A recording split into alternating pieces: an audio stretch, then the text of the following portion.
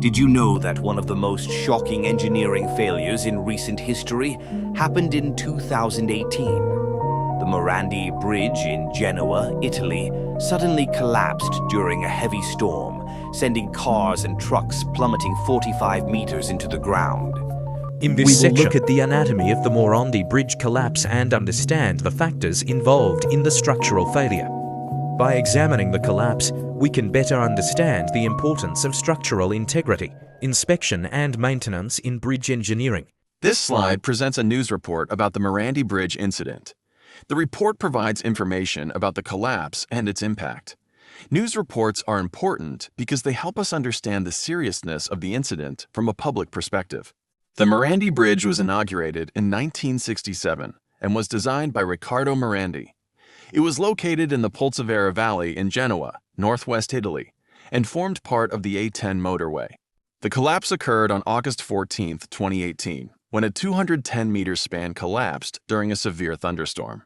The incident resulted in 43 lives lost and 16 people injured, while more than 600 nearby residents were permanently displaced.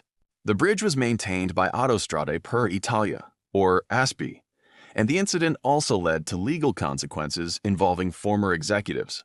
One major issue highlighted in this slide is invisible degradation. The Morandi Bridge used a unique 1960s design where the stay cables were enclosed in concrete. Although the concrete was intended to protect the cables, it also created a hidden area where moisture could become trapped.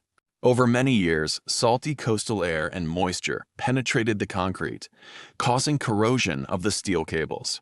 Because the steel was hidden inside the concrete, traditional visual inspections could not easily detect the internal corrosion. The collapse can be understood as a cascading systems failure involving several factors. From a structural perspective, the concrete-encased stay cables made internal health monitoring difficult. Chemically, continuous exposure to marine air and heavy traffic loads contributed to the degradation of the steel supports.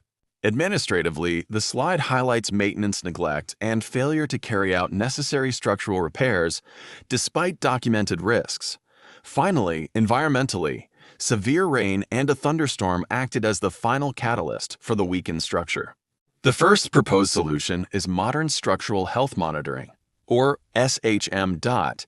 Instead of relying only on visual inspections, continuous real-time monitoring can be used.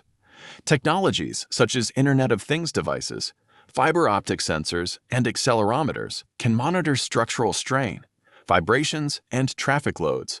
Advanced non-destructive testing can also be used, including ultrasonic testing, radiography, and magnetic flux leakage. These technologies can help detect internal corrosion at an earlier stage. The second phase focuses on structural and climate resilience. Modern civil engineering should avoid single point of failure designs. This means that if one component fails, the entire structure should not immediately collapse. Structural redundancy allows loads to be redistributed when a component fails, helping to prevent progressive collapse. Infrastructure must also be designed to withstand increasingly severe weather conditions and long-term environmental degradation. The third phase focuses on regulatory accountability. A broken system may rely on self-reporting by private operators, which can result in maintenance being ignored due to cost. A more accountable system should involve independent third-party audits, strict legal and financial responsibility, and strong enforcement of public safety. Independent structural audits and strict legal enforcement can help ensure that infrastructure maintenance is properly carried out. This slide looks at the Morandi Bridge collapse from an ethical perspective.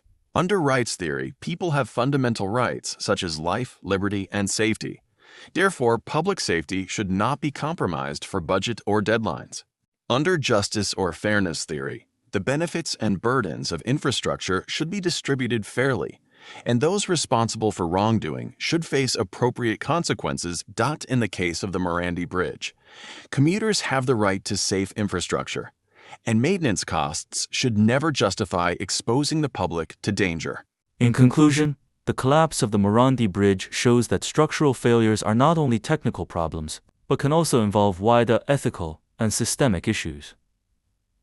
Structural redundancy can be seen as a physical way of protecting public safety and fairness, designing fail-safe structures, carrying out independent audits, and using real-time monitoring technologies are not simply technical improvements. They are important mechanisms for protecting the rights and safety of society.